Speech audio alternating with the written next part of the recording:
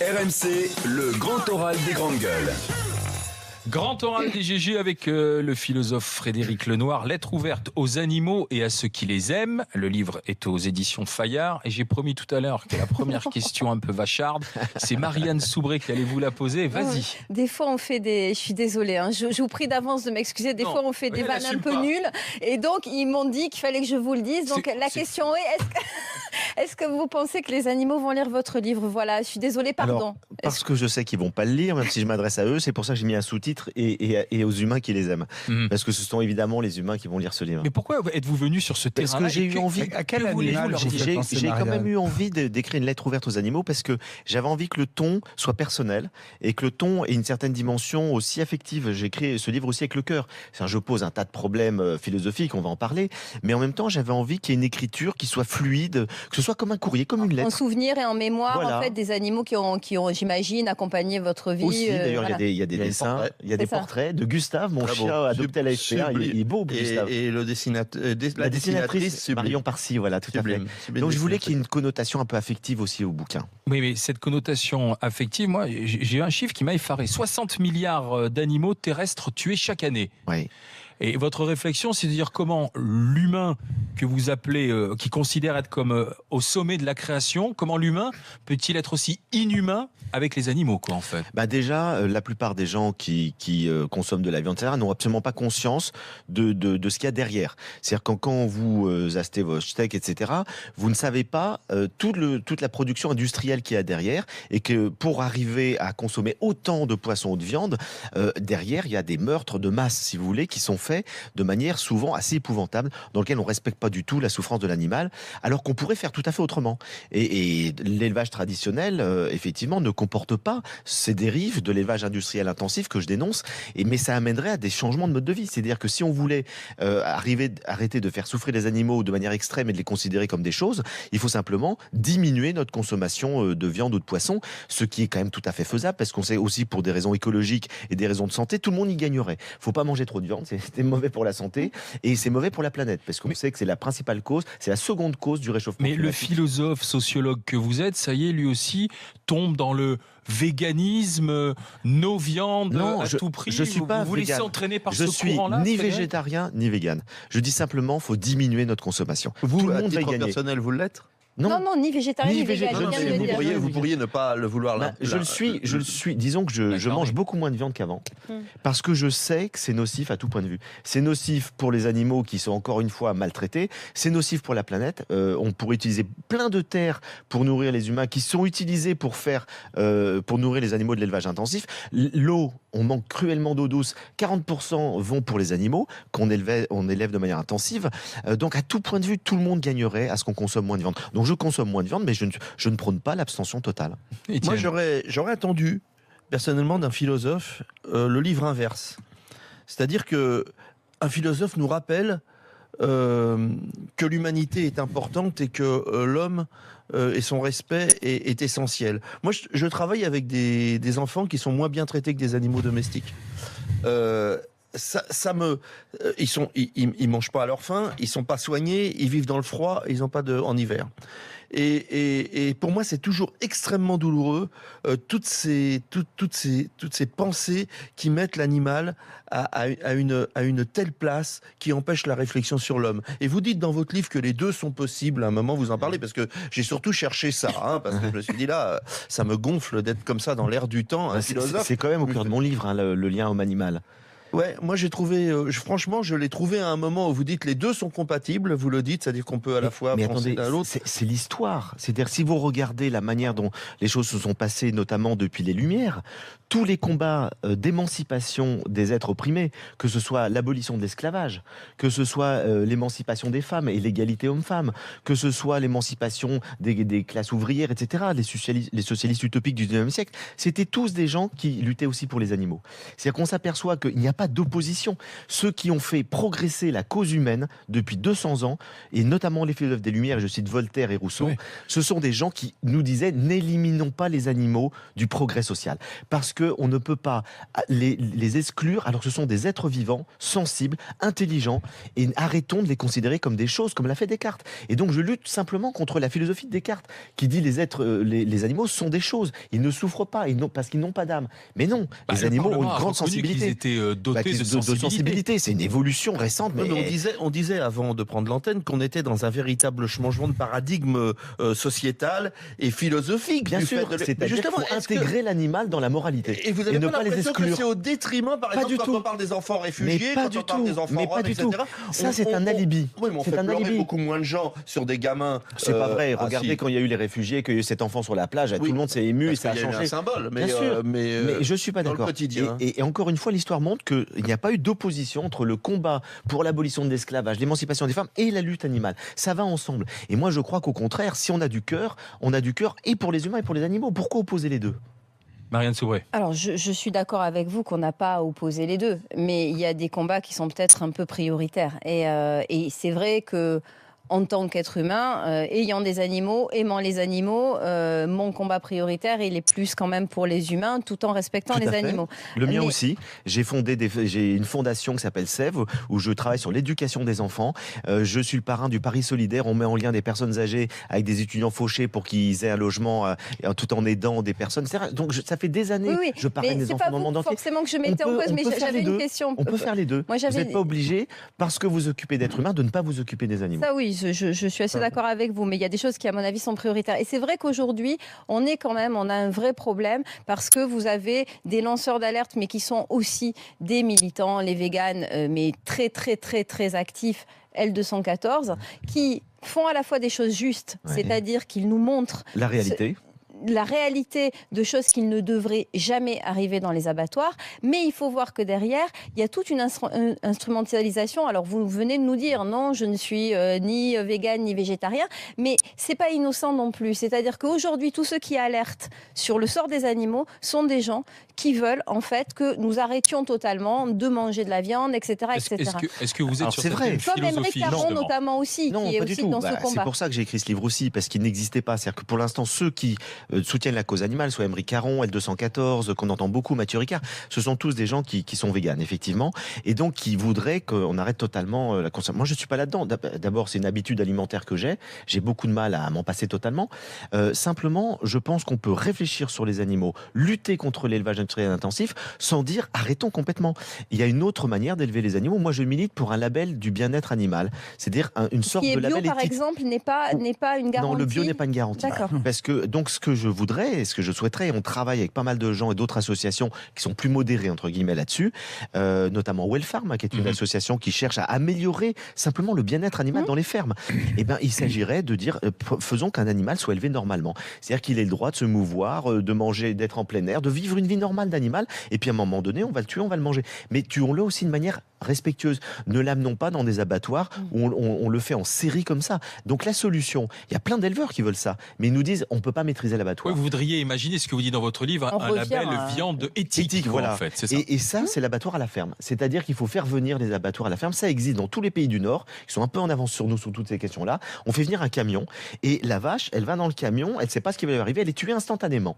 Et du coup, ça n'a rien à voir avec le transport qui est épouvantable. Ensuite, les couloirs de la mort où ils attendent en entendant tous leurs congénères qui hurlent à la mort parce que la plupart du temps, on les égorge vivants parce qu'à cause de l'abattage rituel qui s'est généralisé dans 40% des abattoirs, alors qu'on aurait besoin que de 10% de l'abattage rituel où on n'étourdit pas l'animal avant de le tuer. Donc tout ça, on est dans une aberration pour des raisons économiques.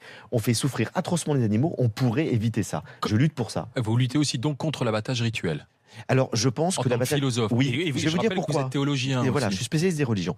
Je pense qu'il y a un malentendu là-dessus. C'est-à-dire qu'au fond, ce que demandent les juifs et les musulmans, c'est que l'animal soit vidé de son sang sans être mort. C'est ça, Mais- il doit être mais toujours conscient. En Conscient. Fait, c'est ça. Mais en fait, là, on pourrait interpréter autrement les choses. Ce qui est en jeu, c'est que l'animal ne soit pas mort au moment où il soit saigné. Mais il peut être étourdi.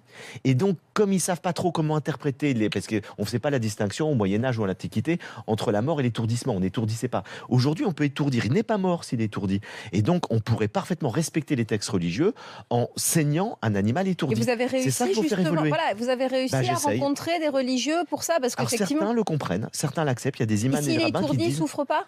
Il souffre pas, il est inconscient, mais il est vivant. Et donc c'est ça qu'il faut varier, parce que sinon on en arrive à des horreurs. Je dirais juste un exemple, mais c'est épouvantable.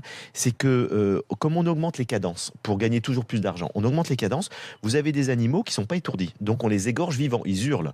Mais comme on augmente les cadences, ils n'ont que 2 minutes pour se vider de leur sang avant d'arriver au découpage. Et vous avez des animaux découpés à la tronçonneuse conscients. Ça, c'est inacceptable. Même si on n'aime pas les animaux, on ne pourrait pas supporter de voir cette scène. Personne n'aime pas les animaux. Moi, le problème, c'est ça. C'est personne n'aime pas les animaux, à moins d'être un grand psychopathe, voilà, qui tue les chats pour le plaisir. Mais personne n'aime pas les animaux. Moi, je reviens sur la question philosophique. Tu vois aujourd'hui sur les réseaux sociaux des scènes de oui, torture, mais enfin, c'est absurde. C'est absurde, mais ça existe. Sur les réseaux pour faire sociaux. des likes, pour faire des vues. On est 7 milliards d'individus. Ce qu'on voit aussi, sur les humains aussi, d'ailleurs. Ce qu'on voit aussi maintenant beaucoup sur les réseaux sociaux, c'est des scènes où on voit des animaux presque comme des humains qui jouent, qui parlent avec les gens. Oui, là, il y a un anthropomorphisme aussi, effectivement, l'animal. Alors, faut pas tomber dans l'autre extrême. C'est ça le problème. Non, moi, je critique le sectarisme, qui va trop loin, mais aussi de l'autre côté, les gens qui, effectivement, on personnifie complètement leur animal, ont une relation pathologique, comme un être humain. Dans une campagne électorale, c'est bien de se montrer avec des chats, même maintenant, ça peut faire gagner des voix éventuelles. Non, mais je pense qu'il ne faut pas passer d'un extrême à l'autre. Voilà. Donc, entre ceux qui maltraitent les animaux en considérant que c'est du minerai, vous savez que dans l'élevage intensif, on considère que les porcs, on dit que c'est du minerai. C'est-à-dire parce que c'est la seule manière de supporter la souffrance qu'on leur inflige. Sinon, on deviendrait fou. Les gens qui sont dans l'élevage intensif, qui traitent les animaux comme ça, la seule manière de faire ce métier sans devenir fou, c'est de dire ils ne souffrent pas. Donc, c'est des choses, c'est du minerai. C'est pour ça qu'on voit ces actes de maltraitance sur les animaux filmés par L214.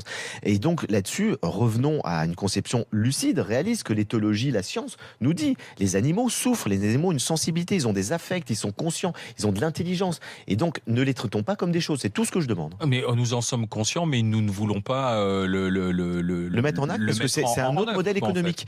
Parce que du coup, il y a un modèle économique complètement bouleversé. Et donc, il faut revenir à un élevage traditionnel dans lequel l'animal a une vie à peu près normale. Et pour ça, ça veut dire qu'on va manger beaucoup moins de viande, parce que ça va coûter beaucoup plus cher. Est-ce que les animaux nous font du bien ? Et oui, ils nous font beaucoup de bien. Donc il y a toute une partie de mon livre, je vous rassure, je consacre pas tout mon livre à parler de l'élevage intensif. Il y a un chapitre là-dessus, mais je consacre beaucoup de temps à expliquer comment on peut avoir une relation avec les animaux extrêmement positive pour les deux. C'est-à-dire que nous, on peut évidemment les protéger, mais eux, ils nous apportent beaucoup de choses.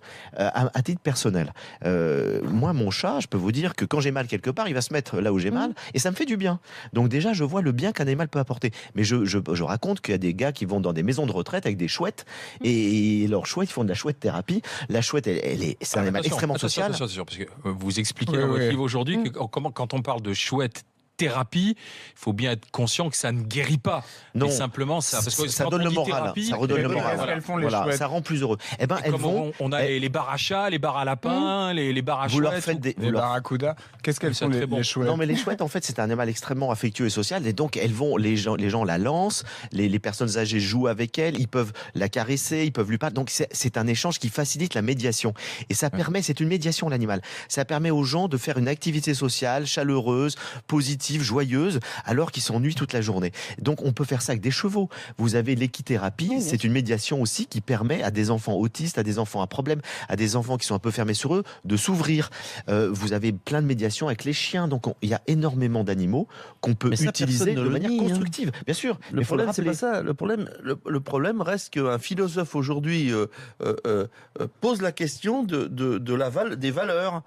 Des valeurs essentielles quand même, et que dans une période de fragilité où il y a des tas d'enfants en grande fragilité dans le monde, on pose là le problème des valeurs sur là où va aller notre compassion. Voilà. Je suis pas d'accord avec vous. C'est que mon cœur est assez grand pour à la fois avoir de la compassion pour les enfants qui souffrent et pour les animaux qui souffrent.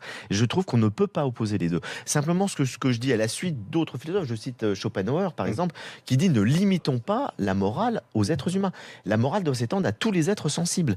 Et je suis entièrement d'accord avec ça. C'est-à-dire qu'au fond, intégrer les animaux qui souffrent dans la sphère de la morale, c'est-à-dire du respect, des lois qui les protègent, etc. Ça me semble faire preuve d'humanité. Mais justement, on va continuer d'en parler avec vous. Frédéric Lenoir, lettre ouverte aux animaux et à ceux qui les aiment. Philosophe Frédéric Lenoir qui est avec nous. Le livre est aux éditions Fayard et c'est vous qui passez le grand oral des GG. À tout de suite.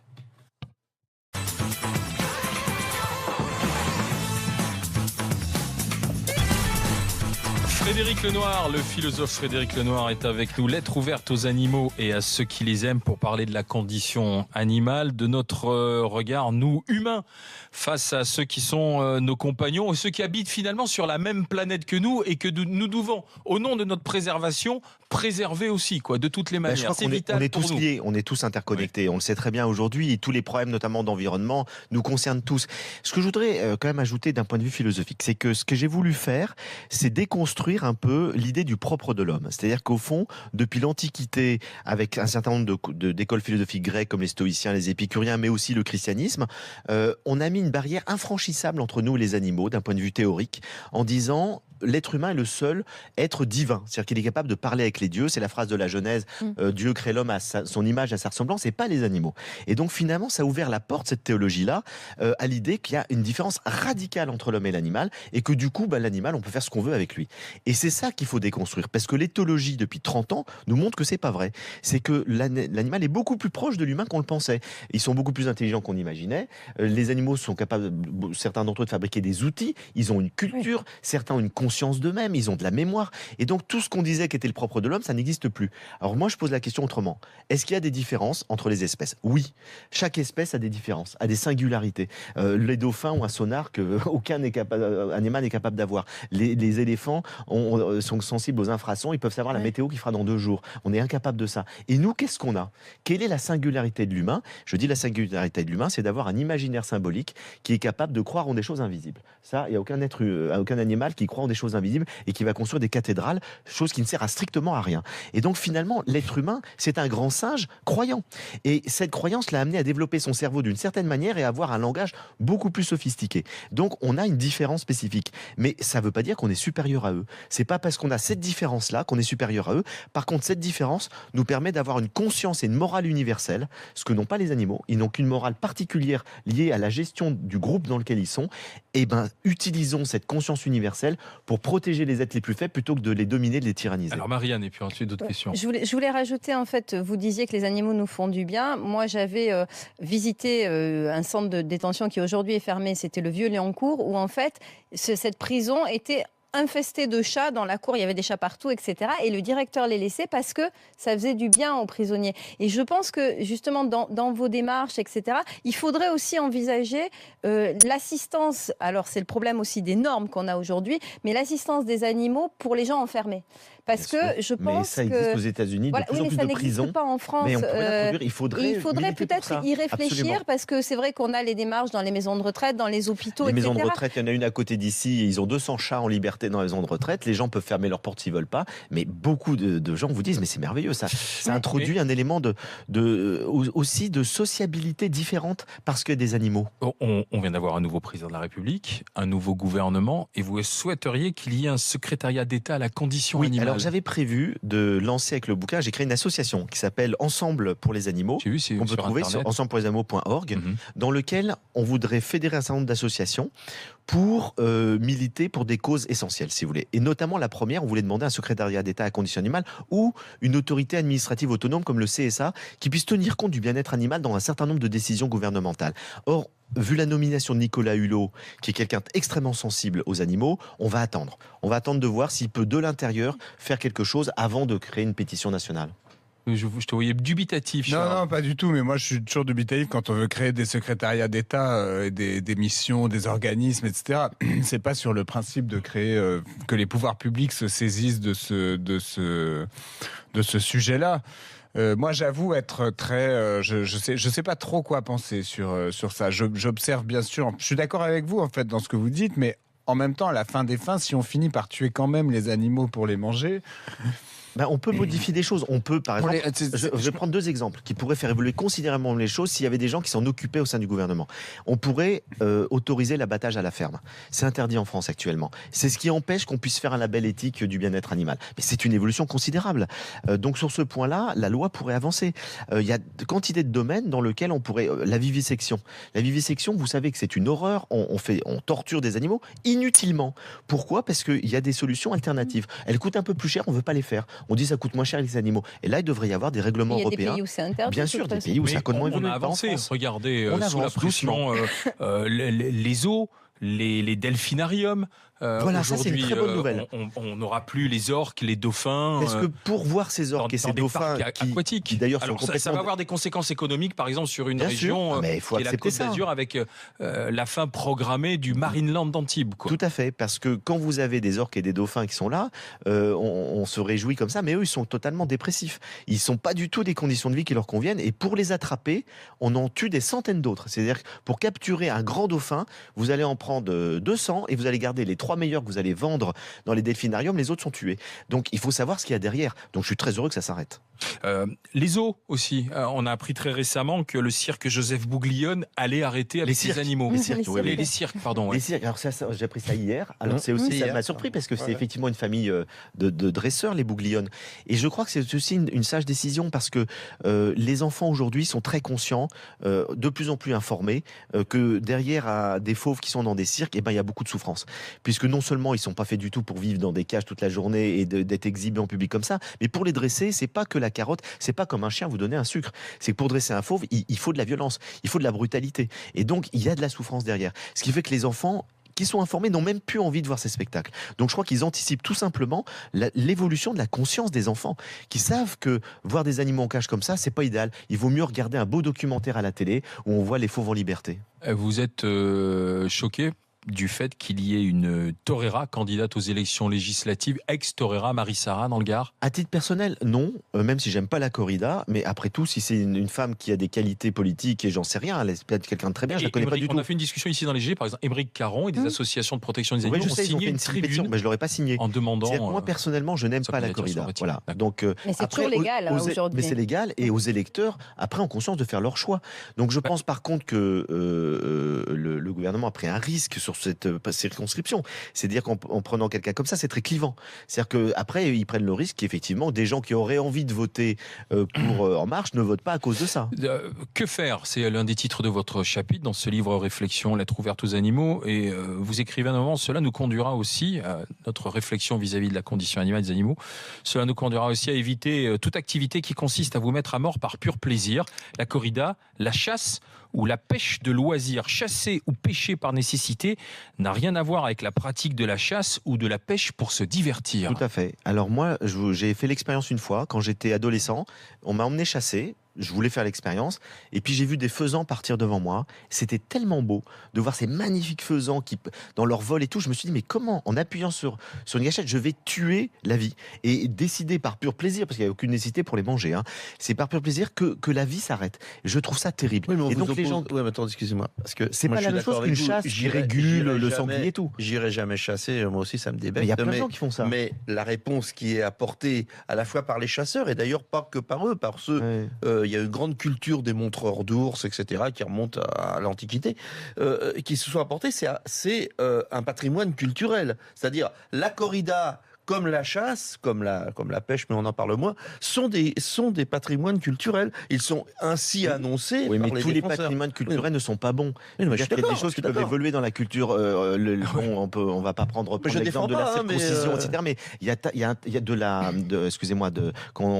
l'excision qui est épouvantable. C'est intéressant parce que la circoncision aussi, c'est culturel. Oui, mais alors on peut aussi se poser la question. Absolument. C'est pas agréable pour les enfants.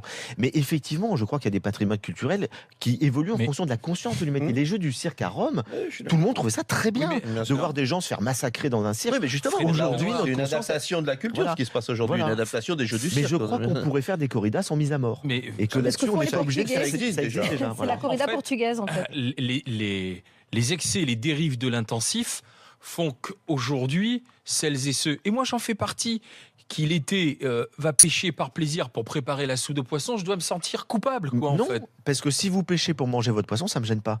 Mais Si les vous... chasseurs, ils mangent souvent leur faisan. Alors s'ils mangent, ça me gêne pas. Mais je connais un tas de gens qui chassent par pur plaisir de tuer. C'est-à-dire que ce qui est intéressant pour eux, c'est de chasser, de tuer l'animal. Et après, ils en ont rien à faire. Et il y a un tas de gibiers qui sont détruits, qui ne sont pas du tout mangés.